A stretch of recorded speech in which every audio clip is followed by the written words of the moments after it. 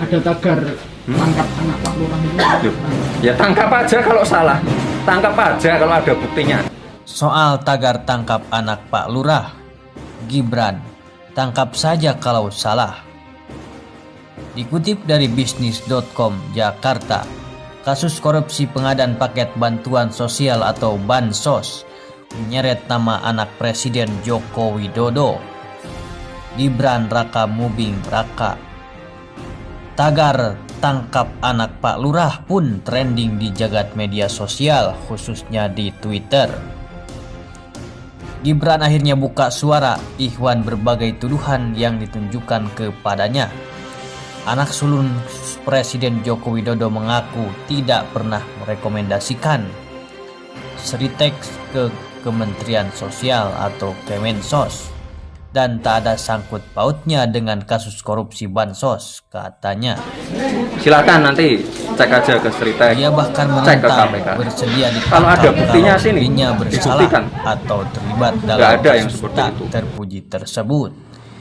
Ya, tangkap saja kalau salah. Tangkap saja kalau ada buktinya. Tapi saya tegaskan saya tidak pernah ikut seperti itu, kata Gibran dikutip dari Solo Post Senin 21 Desember 2020.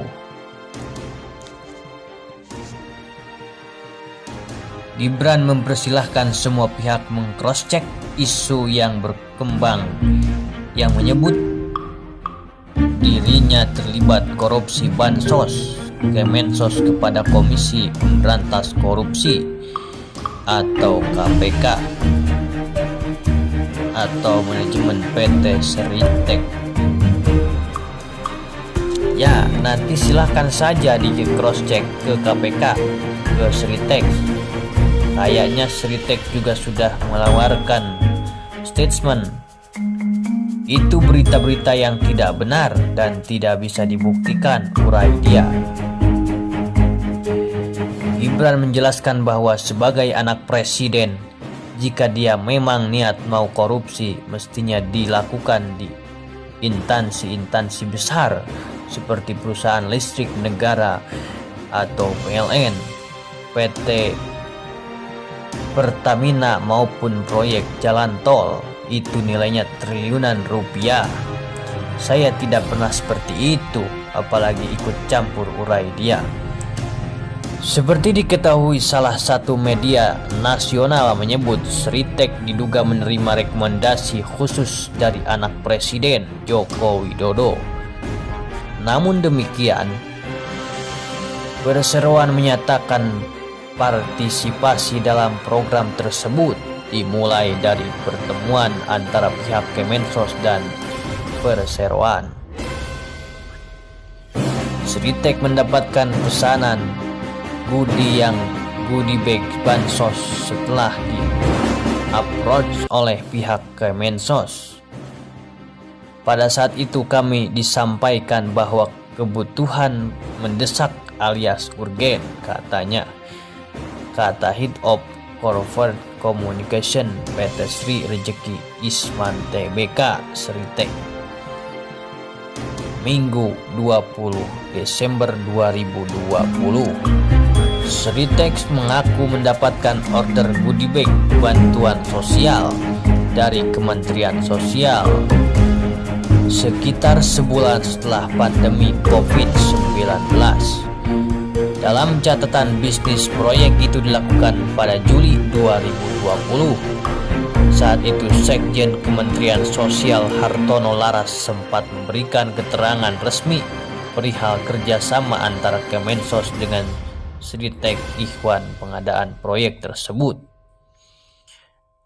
Adapun dalam kasus ini, KPK menetapkan Mensos Juliari Peter Batubara dan 4 tersangka lainnya sebagai tersangka suap terkait program bantuan sosial penanganan virus corona COVID-19.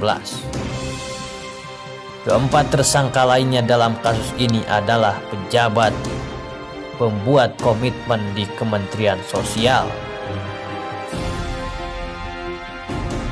Mateus Joko Santoso dan Adi Wahyono serta Ardian, dan Heri Sidabuk selaku pihak swasta.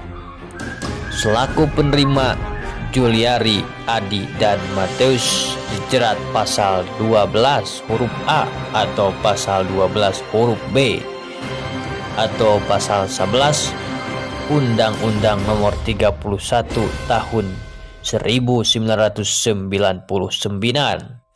sebagaimana telah diubah dengan Undang-Undang Nomor 20 Tahun 2001 tentang pemberantasan tindak pidana korupsi junto pasal 55 ayat 1 ke 1 KUHP. Sementara itu selaku pemberi, Ardian dan Heri disangkakan melanggar pasal 5 ayat 1 huruf A atau pasal 5 ayat 1 huruf B atau pasal 13 Undang-Undang Nomor 31 Tahun 1999 sebagaimana telah diubah dengan Undang-Undang Nomor 20 Tahun 2001 tentang pemberantasan tindak pidana korupsi.